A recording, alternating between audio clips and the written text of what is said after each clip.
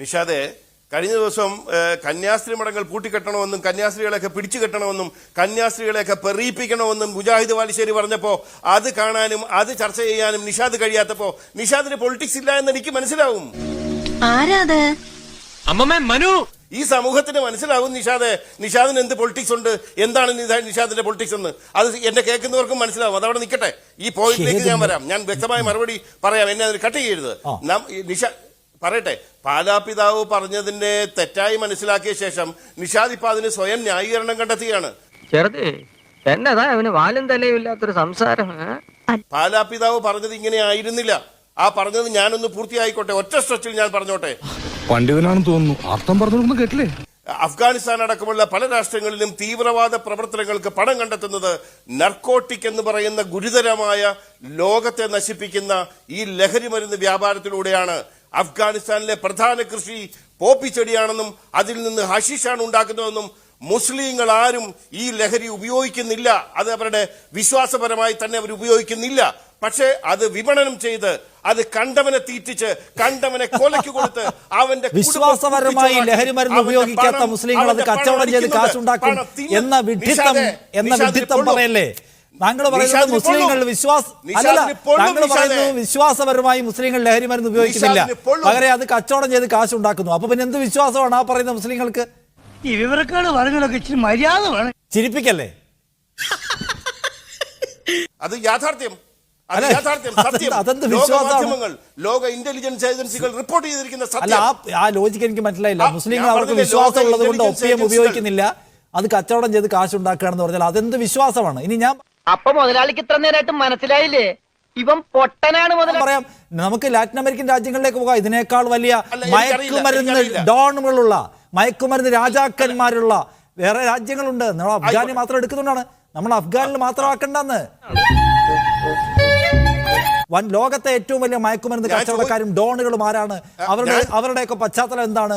അവരുടെ വിശ്വാസപരമായ പശ്ചാത്തലം എന്താണ് എന്നതുകൂടി നോക്കാം. നമുക്ക് ആ കണക്കിനുള്ള തർക്കമാണെങ്കിൽ അല്ല, ഞാൻ പറഞ്ഞ പോയിന്റിൽ നിന്ന് സ്കിപ്പ് ചെയ്ത് കളയാതെ അഫ്ഗാനിസ്ഥാന്റെ മെയിൻ കൃഷി എന്താണ്?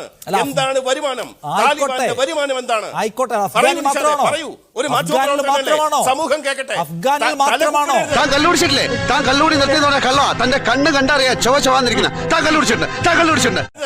ലാറ്റിൻ അമേരിക്കൻ രാജ്യങ്ങളിലെ മെക്സിക്കോയിലെ പ്രത്യേകിച്ച് മെക്സിക്കോയിലെ ഒക്കെ വൻകിട മയക്കുമരുന്ന് ഫാക്ടറികൾ നടത്തുന്ന ആരാണ്? അവരെങ്ങോട്ടാണ് ഇതൊക്കെ കയറ്റി അയക്കുന്നത്? അതോ മെക്സിക്കോയിൽ തന്നെ അവരെല്ലാം കൂടെ തന്നെ എടുത്ത് കഴിച്ചു തീർക്കുകയാണോ? അല്ല, ലോകത്താകമാനം മയക്കുമരുന്ന് വിതരണം ചെയ്യുന്ന പ്രധാനപ്പെട്ട രാജ്യങ്ങൾ ഏതൊക്കെയാണ്? അവിടുത്തെ ഡോൺ എന്നൊക്കെ പറയുന്ന ആരാണ്? അത് പറ. നമ്മളെന്താണ് അഫ്ഗാനിസ്ഥാൻ എന്ന് പറയുമ്പോൾ അഫ്ഗാനിസ്ഥാനാണ്, മുസ്ലിം ഭൂരിപക്ഷ പ്രദേശമാണ്. അവിടെ ഇപ്പൊ താലിബാൻ എന്ന് പറയുന്ന ഒരു എക്സ്ട്രീമിസ്റ്റ് ഓർഗനൈസേഷൻ വന്നിട്ടുണ്ട്. പെട്ടെന്ന് കണക്ട് ചെയ്യാവുന്ന ഒരു കുൽസിത ബുദ്ധിയാണ് താങ്കളുടേത്. അത് മാത്രമാക്കണ്ട. മയക്കുമരുന്ന് ലോകത്തുണ്ടാക്കുന്ന അഫ്ഗാനിസ്ഥാൻ മാത്രമല്ല, വേറെയും രാജ്യങ്ങളുണ്ട്. അവിടെ വേറെയും പ്രധാനികളുണ്ട്. അവരുടെ പേരൂടെ പറ. നിഷാദ്, ഇതൊന്നും ഇല്ല എന്ന് ഞാൻ പറയുന്നില്ല. ഞാൻ അതിനെ ഖണ്ഡിക്കുന്നില്ല, ഞാൻ തർക്കിക്കുന്നില്ല. ലാറ്റിൻ അമേരിക്കൻ രാജ്യങ്ങളെ കൊളംബിയയിലല്ലേ ഏറ്റവും വലിയ ആ രാജ്യം തന്നെ ഭരിക്കുന്നത് അവിടുത്തെ നേരെ ഒരു ലെജിറ്റിമേറ്റ് ആയിട്ടുള്ള ഭരണമല്ലല്ലോ, അധോലോകമാണ് ഭരിക്കുന്നത്. ഇതൊക്കെ നമുക്ക് അറിയാവുന്നതല്ലേ. ഞാൻ അതല്ല പറയുന്നത്. ഈ നർക്കോട്ടിക് വിറ്റ് തീവ്രവാദ പ്രവർത്തനങ്ങളിലേക്ക് പണം പോകുന്ന ചാലുള്ളത് അഫ്ഗാനിസ്ഥാൻ. ഈ നർക്കോട്ടിക് വിറ്റ് ലഹരി മരുന്ന് തീവ്രവാദത്തിന് വഴിമരുന്നിടുന്നത് അഫ്ഗാനിസ്ഥാൻ അടക്കമുള്ള.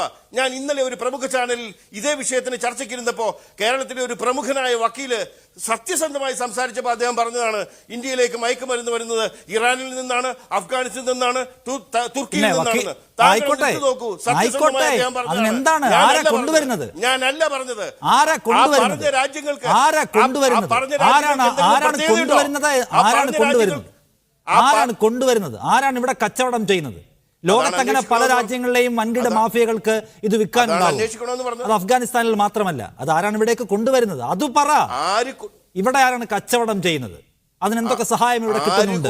അതിനകത്ത് മതതാല്പര്യമുണ്ടോ? അതിന് തെളിവുണ്ടെങ്കിൽ അത് പറ. കോട്ടെ സാരല്ല, ഞാൻ മാത്രമേ കണ്ടുള്ളൂ. ഇനി ഇവിടെ നിന്ന് അഴിവണ്ടവാ, നമുക്ക് അങ്ങോട്ട് മാറിയിക്കാം.